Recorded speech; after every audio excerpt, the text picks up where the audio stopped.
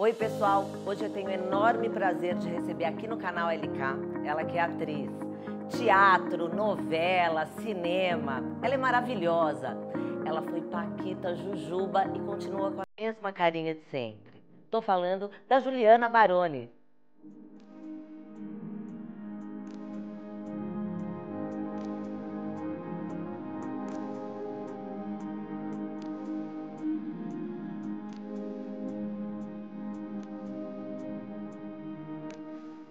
Oi pessoal, tô aqui com a querida Ju.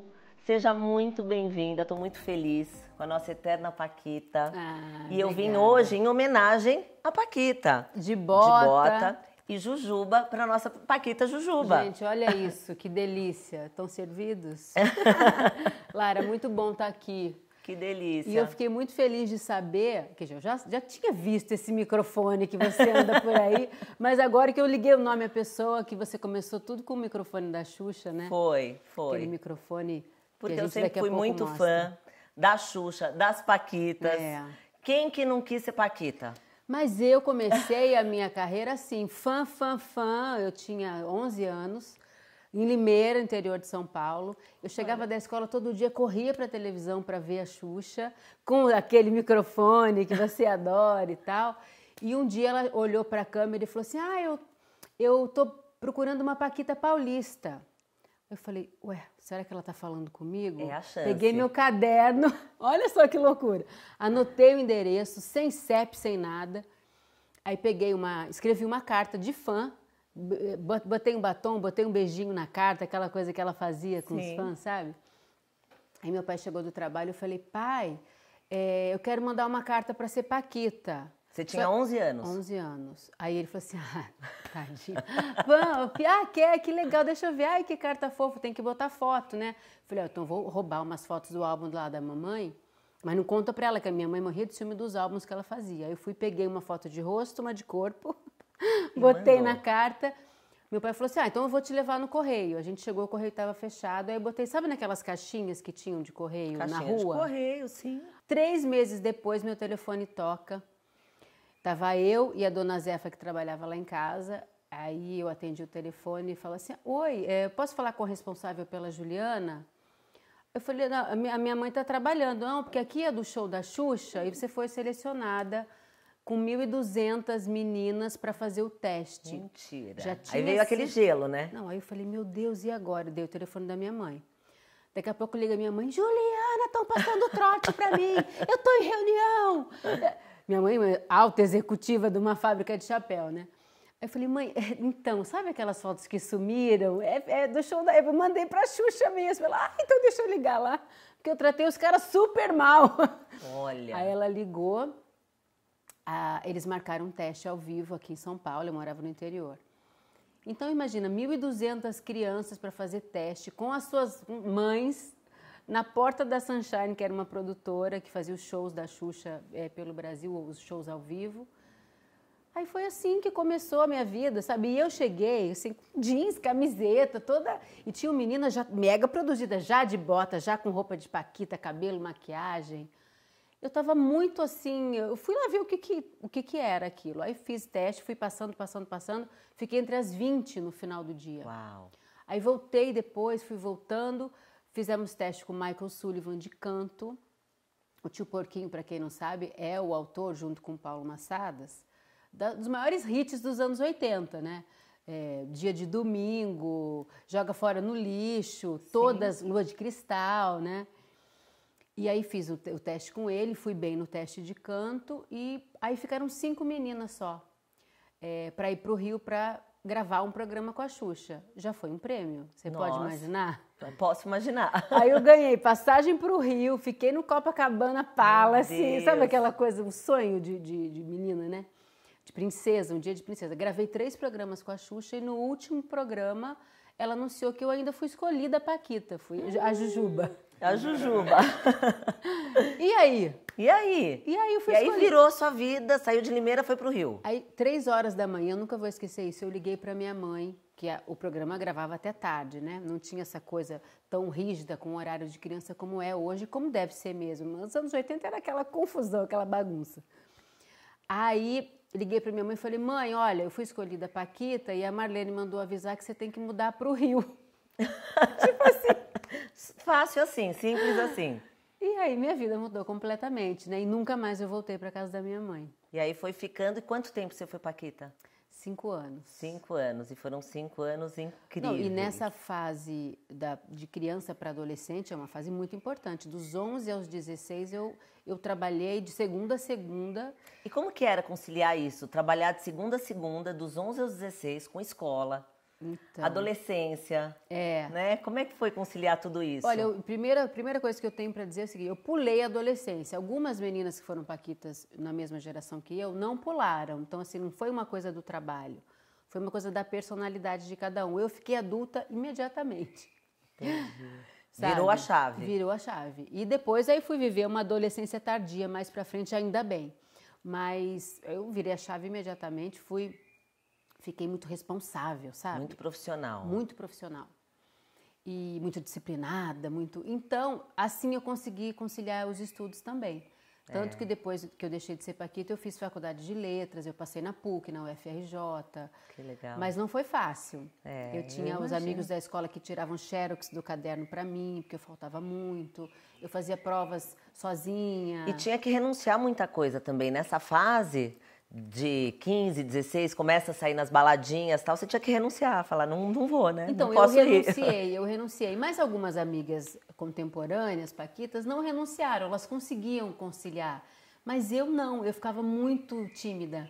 Porque aí eu fiquei numa coisa assim, eu não sabia se o menino ia chegar perto de mim. Porque você era a Ju? Porque eu era a Ju, que eu era uma menina bonitinha. Ou se porque eu era Paquita, ele estava querendo mostrar para os amigos. Eu fiquei muito tensa com isso. Tinha muito assédio de fãs? Tinha muito.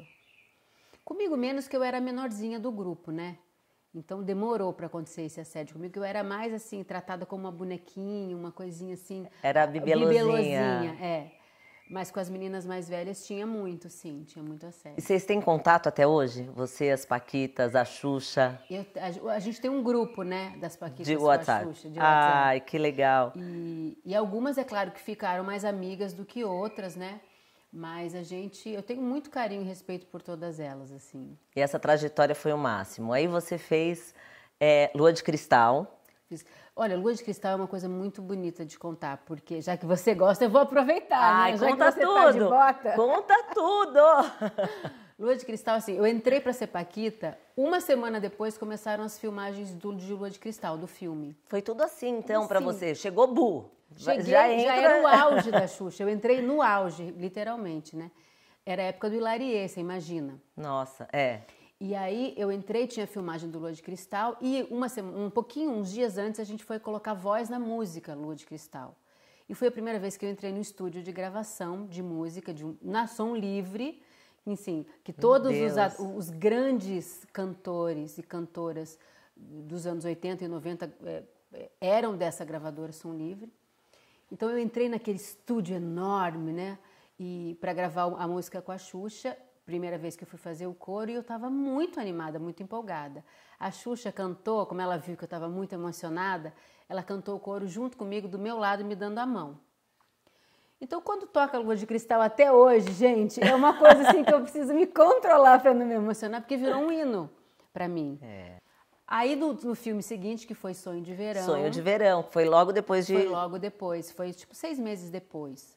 Aí me deram um papel especial para fazer no filme Sonho de Verão. Eu fiz teste com Paulo Sérgio Almeida e passei. Eu e Letícia tínhamos, Letícia Spiller, tínhamos papéis especiais assim. E dali, quando eu falei, bom, quando eu deixar de ser Paquita, eu quero ser atriz. Eu decidi naquele momento. E daí você deixou de ser Paquita e foi fazer novela? Aí eu fiz assim 2 semanas de oficina. Já apareceu um teste para eu fazer da novela Cara e Coroa.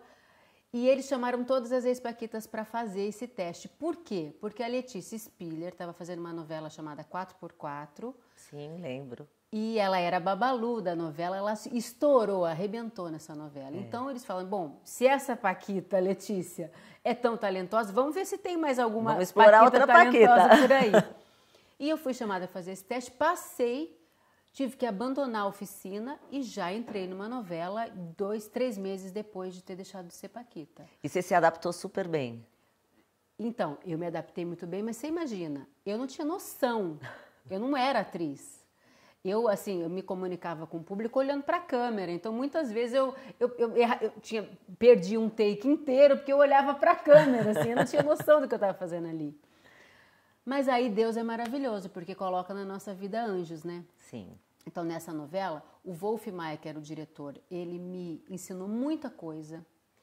Aí teve um câmera, o Custódio, que viu que eu estava meio perdida. Um dia ele falou assim, vem cá que eu vou te ensinar uma coisa. Quando você tiver uma reação para fazer, primeiro você olha, daí você faz a menção e faz a reação. Não faz assim tudo.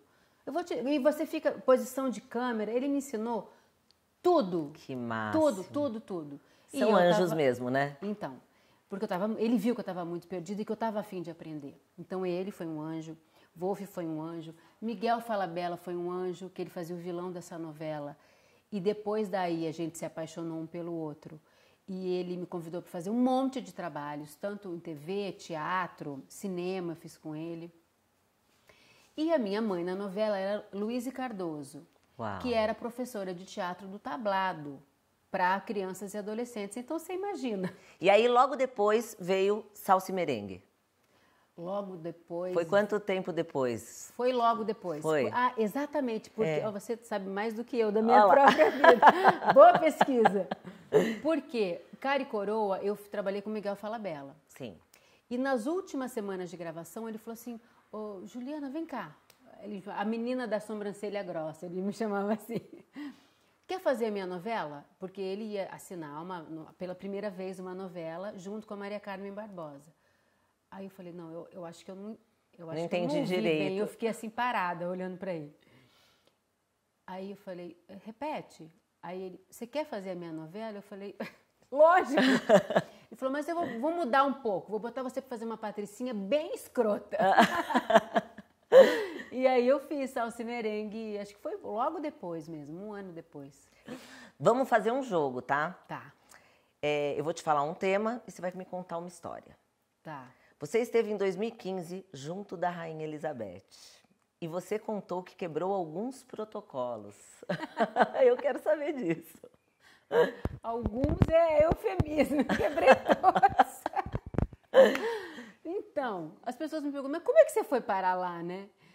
Olha, o meu marido, Eduardo Moreira, foi condecorado pela rainha em 2012, porque ele tinha aprendido um método de doma de cavalo sem violência com o Monty Roberts, que era quem cuidava dos cavalos da rainha desde os anos 80, fazendo essa doma sem violência. E eles eram muito amigos, o Monty Roberts e a rainha. Que legal. E o meu marido, ele escreveu um livro e começou a divulgar esse método da doma sem violência no Brasil. E aí a rainha um dia chegou para o Monty Roberts e falou, mas eu queria saber mais sobre esse assunto da divulgação do método, porque ela sempre foi uma apaixonada por cavalos, como todo mundo sabe, né? E aí um dia o Monty Roberts liga para o Dudu e fala assim, olha, eu tô pensando, a rainha quer encontrar vocês, e aí, para você é bom, tipo, dia 12 de junho, tô inventando aqui uma data. Aí o Dudu falou, Ju, vamos... Eu estava fazendo uma novela no SBT, como protagonista na época, e eu gravava assim, o SBT tem um cronograma de gravação que é muito intenso, então eu gravava 30 cenas por dia. Meu Deus. E foi de última hora o convite, né? Aí um dia, aí falei, bom, é verdade? A gente vai mesmo conhecer a rainha? É verdade esse bilhete? A gente vai conhecer a rainha? Como assim? Não tem um papel escrito, não tem nada. Aí o Dudu falou, olha... O Monty falou direto com a rainha no celular secreto. Então, quer dizer, acho que não tem um convite formal, mas vai que o negócio é verdade. Vamos, a gente se prepara para ir. Aí cheguei no SBT e falei para o Buri, o meu diretor, falei, olha, eu preciso de 3 dias de folga para conhecer a Rainha Elizabeth. Falei assim, baixinho. Ele falou, arruma outra desculpa, assim, né? Você tá bem louca, você, pelo amor de Deus, você quer o quê? Você quer ver férias. Que rainha é essa? É férias que você quer? Não vou te dar férias agora. Acabou de começar o trabalho, eu falei, não, é verdade. Aí pedi um convite, chegou um convite oficial e nós fomos. Quando a gente chegou lá, primeiro tem uma história hilária, não sei se vai dar tempo de eu contar todas, mas que a gente chegou na imigração e aí é claro, aquele momento de tensão quando você vai entrar no país, né? Então, pega o passaporte, não sei o quê, eu estava toda atrapalhada e tinha esse sempre convite. parece que estão te analisando, né? Estão mesmo, né? Estão mesmo, eles são muito pouco simpáticos, né? E aí olharam assim pra gente, pra mim, pro Dudu, e falaram assim, vocês, passaporte, vocês estão aqui a trabalho, a passeio? A gente está aqui a trabalho, a passeio? Não sabemos, né? A gente ficou meio reticente, e a moça que estava nos atendendo, a policial, né? Ficou já alerta, que achou a gente com uma atitude estranha. O que vocês vieram fazer? Aí veio com aquela frase famosa, o que vocês vieram fazer aqui? Aí a gente assim... Viemos para uma reunião com a Rainha Elizabeth. Aí a moça olhou assim pra gente. Vocês podem provar? E apertou um botão. Porque imagina, deve aparecer um monte de maluco lá dizendo que vai encontrar a rainha. E é mentira, né? Aí vieram 2 seguranças assim, ficaram do lado dela, prontos para levar a gente para aquela salinha que a gente tem horror de ir, né? Aí eu olhei pro Dudu e falei, podemos provar. Aí a gente mostrou o convite com a assinatura da rainha. Você não tem noção da reação da moça. Carregaram no colo. Ai, meu Deus. Ela fazia, oh my God. Eu tremia, oh my God. Ai, vocês devem ser muito importantes. Posso tirar uma foto com vocês aí? Aí ela virou fã da gente, sabe? Bom, aí chegando lá, ninguém me avisou quais eram as regras, os protocolos e tal. Então a gente chegou lá no Castelo de Windsor, no Salão de Carvalho. Gente, que não, máximo. Uma coisa assim surreal. Até hoje eu fico pensando, como é que a gente foi chegar lá? É a casa dela, né? Era a casa dela, o Castelo de Windsor. Então, a gente entrou, por exemplo, pra você ter uma ideia, tinha porta-retrato dela com os netos. Sabe uma coisa bem informal, assim? Aí, quando eu cheguei, fiquei meio deslumbrada. Quando abriu a porta, assim, aquele arauto anunciou, com vocês, Sua Majestade, a Rainha. Quando abriram aquela porta do Salão de Carvalho, aquela imensa porta, assim, toda rococó, né? Eu olhei para ela, aquela senhorinha lá no fundo, já toda simpática, esperando por nós, com o cabelinho arrumado, maquiada, com aquele broche maravilhoso, reluzente. Quando eu olhei assim para ela, eu abaixei assim, igual a novela de época, sabe? Eu abaixei a saia assim, e o Dudu, que estava fazendo judô na época, fez aquele cumprimento de judô, o rush, sabe aquela coisa? Bom, foi a primeira gafe, porque não precisava ter feito isso. Aí, conversa vai, conversa vem, a conversa era para durar 10 minutos, durou 27, porque ela ficou muito interessada em saber as notícias todas do Brasil, como é que estava a divulgação da Doma no Brasil. E aí, no final, a gente não podia ter levado celular, lógico, mas tinha uma fotógrafa oficial da rainha. E aí, chegou o momento da foto oficial do encontro. Quando ela quis tirar uma foto só comigo. Quando ela foi tirar uma foto só comigo, eu fui e abracei a rainha, assim, pra tirar uma selfie. Óbvio que eu não poderia ter feito isso. Mas na hora da empolgação, eu não... Você acha que eu pensei? É o calor da emoção, né? E ela ficou um pouco tensa com a mãozinha assim pra frente, que era a posição correta que eu deveria ter estado o tempo todo, com a mão assim pra frente e muito comportada, né, respeitosa. Só poderia ter abraçado ela se ela tivesse me abraçado antes. Entendi. Que essa é a regra, mas eu só soube depois. Eu teria abraçado também, eu acho, né? Aquela e coisa. E aquele perfume dela, sabe, um perfume assim doce, de rosa, e um sorriso. Ela de rainha, né? Ela estava muito à vontade com a gente, sabe? Então, ela me deixou... Quando ela percebeu que eu cometi uma gafe, fiquei vermelha, não sabia o que fazer, abracei, encostei nela, todo mundo ao redor ficou tenso. Aí ela viu que a situação poderia ficar constrangedora e ela me deu um sorrisinho assim de aprovação. E aí tudo ficou bem. E aí tem essa foto, depois eu mando para vocês. Quero ver essa eu foto. Encostando na rainha, acho que nem os netos abraçaram ela com tanta força. Bastidores de teatro. Teve alguma cena que já deu errado, que você teve que improvisar? Na peça que eu fiz com o Alê, seu diretor, tem várias coisas que a gente podia citar aqui. Mas tinha um dos atores, o Ricardo Souzedo, que é muito engraçado, da Companhia Os Fudidos Privilegiados. Às vezes ele se distraía um pouco na hora de entrar. E o personagem dele chamava Dr. Meira. Em alguns momentos a minha personagem chamava e os personagens apareciam no palco, assim, né? Então a gente estava, eu acho que foi no Festival de Curitiba, para um teatro que era, assim, no Guairão, para 2.000 lugares, né? Uau! E aí, minha personagem lá era protagonista, conduzia a trama e tal. E aí, num determinado momento, eu falava assim, Doutor Meira, e ele tinha que aparecer. E aí ele não entrava em cena, Nunca ele não apareceu. entrou. Aí eu falei umas 4 vezes, Doutor Meira, e nada dele entrar. Eu saí do palco, fui lá, busquei o Doutor Meira. Doutor Meira aparece. Doutor Meira, por favor, vambora, gente. Mas na sua hora aqui. Mas até eu ter a atitude de pensar em sair do palco, porque senão a peça não... Você não fica assim, né? E aí, cadê o Doutor Meira? Sem ele, né?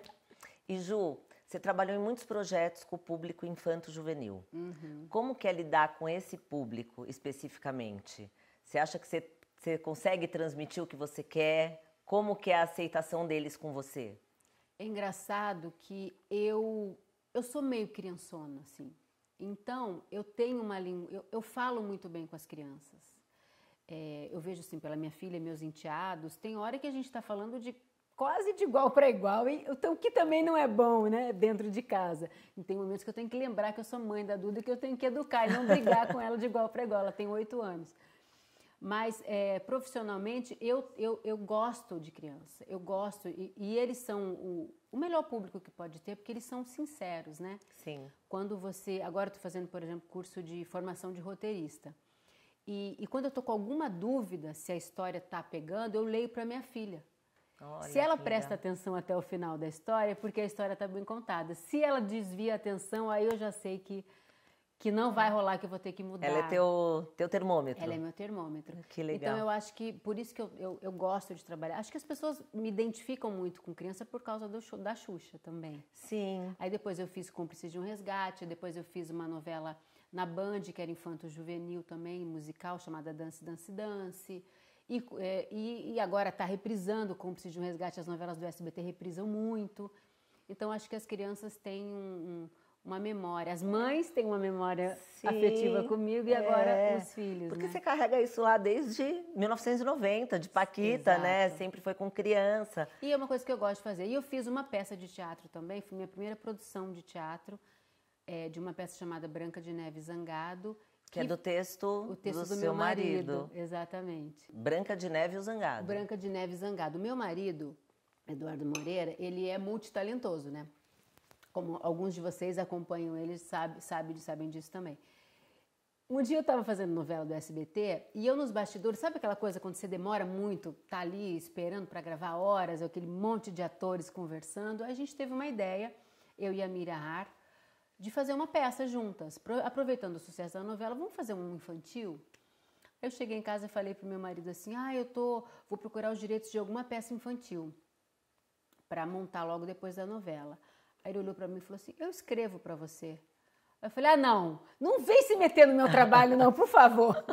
Pois ele escreveu um texto, aí eu fui ler o texto, naquela assim, nossa, não é a praia dele, eu vou ler porque, enfim, marido, né? Ele se deu ao trabalho de sentou, escrever uma peça, deixa eu ver do que se trata. A peça era maravilhosa, porque contava a história da Branca de Neve sob uma outra perspectiva. E a Branca de Neve se apaixonava pelo Zangado. Olha que e a gente legal. tinha um ator na novela, que ficou muito meu amigo, Giovanni Venturini, que é anão, poeta, é um dos atores mais talentosos com quem eu já trabalhei. E eu sabia que eu queria fazer a peça com ele. E o final era muito bonito, surpreendente, era bem cômico, né? Só tinha o Zangado de personagem na peça que meu marido escreveu. Aí eu mostrei para o Giovanni, ele se emocionou muito. E topou na hora. Topou na hora, porque ele falou assim, eu sempre quis terminar com a princesa. Olha, que legal. E a gente aproveitou isso para falar de inclusão social, para falar de livre escolha. Então foi uma peça que eu tenho muito orgulho de ter produzido e ter feito, assim, porque que bacana. É uma história importante, sabe? E você também escreve. E a protagonista da série Já Deu Certo. Sim. Me conta dessa série. E agora acho que vem a segunda temporada, é isso? Exatamente. A gente vai estrear em novembro a segunda temporada de Já Deu Certo. Já Deu Certo foi uma coisa muito bonita que aconteceu na minha vida. Que eu fiz acontecer na minha vida. Porque veio a pandemia, em 2020, e eu fiquei morando no meu sítio durante 6 meses, sem sair do sítio, né? Foi aquela loucura, né? Aquele auge, sim. E aí começou a me dar muita angústia, porque eu falei, e agora? A profissão, será que minha profissão acabou?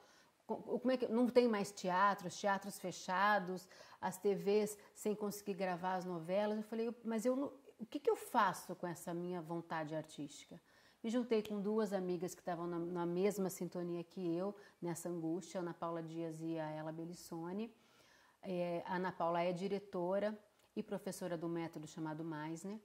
E a gente começou a fazer reuniões online e tivemos a ideia de fazer essa websérie, que hoje já está na moda, mas na época nós somos meio pioneiras ali.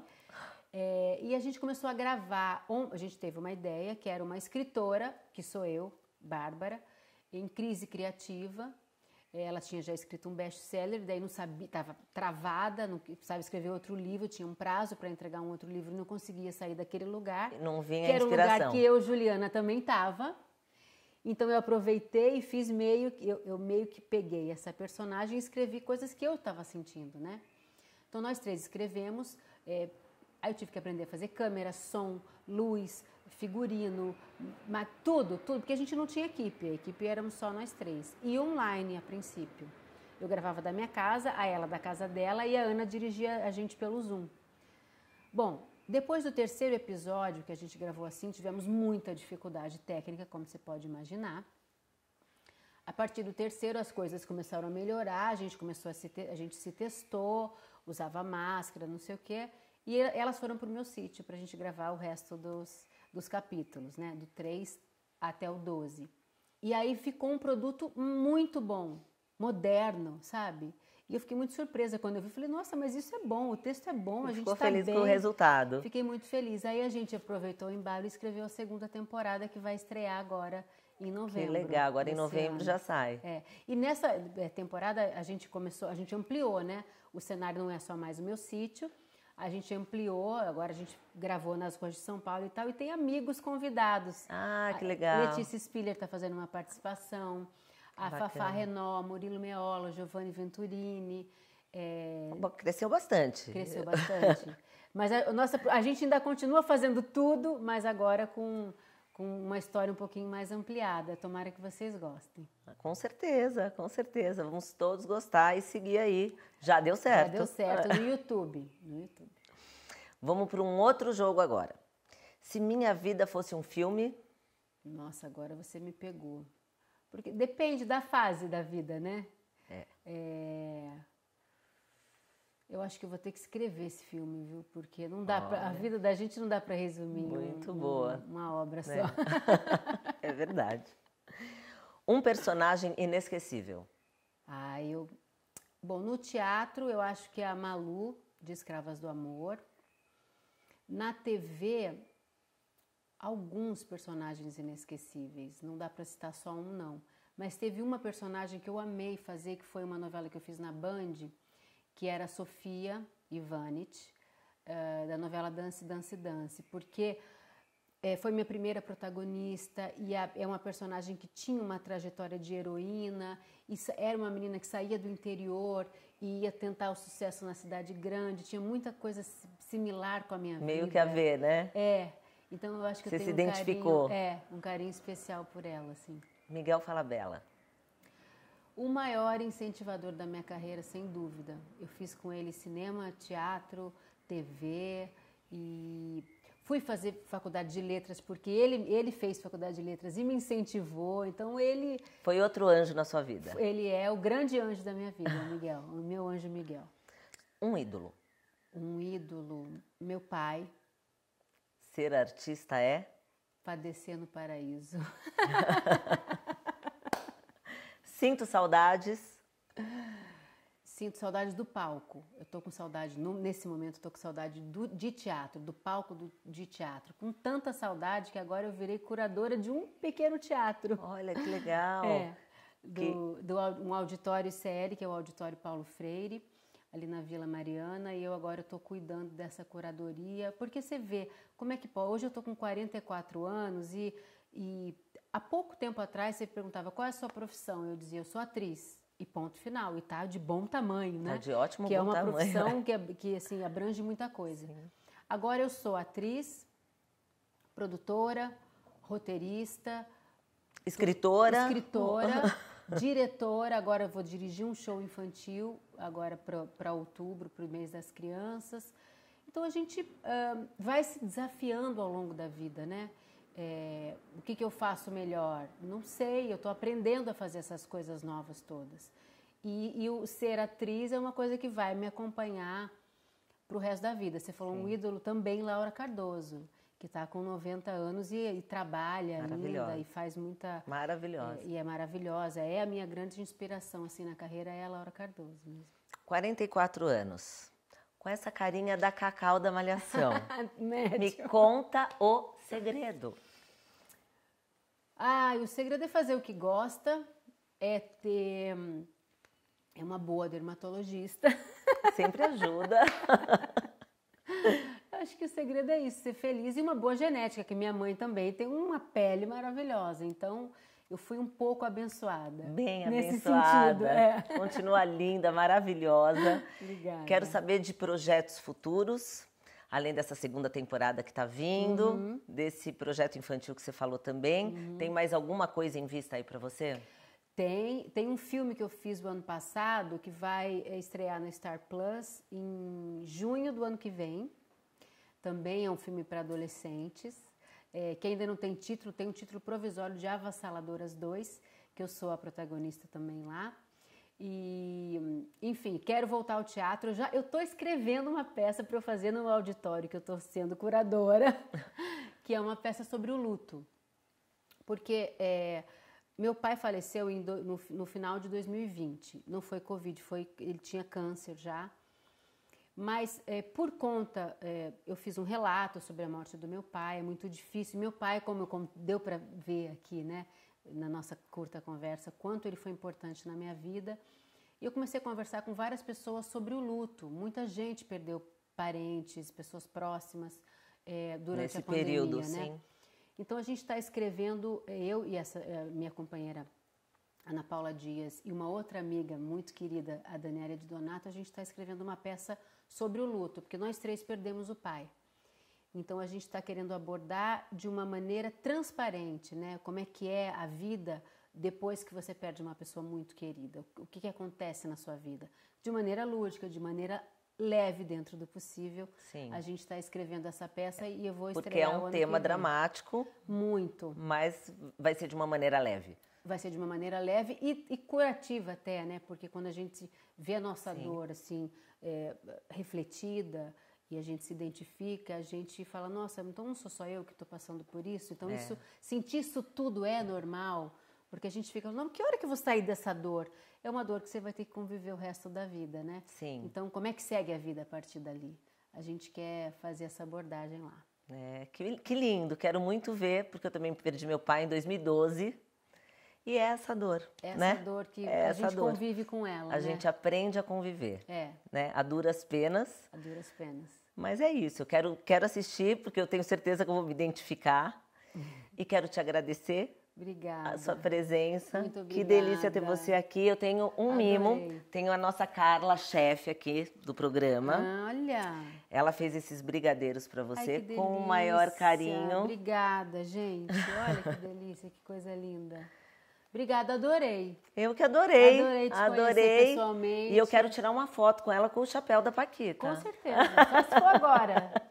Daqui a pouco eu vou tirar uma foto com ela e vocês vão ver. Bati um papo delicioso com a Ju Baroni. Essa querida, linda, que continua com cara de Paquita. Mais ou menos. Um beijo.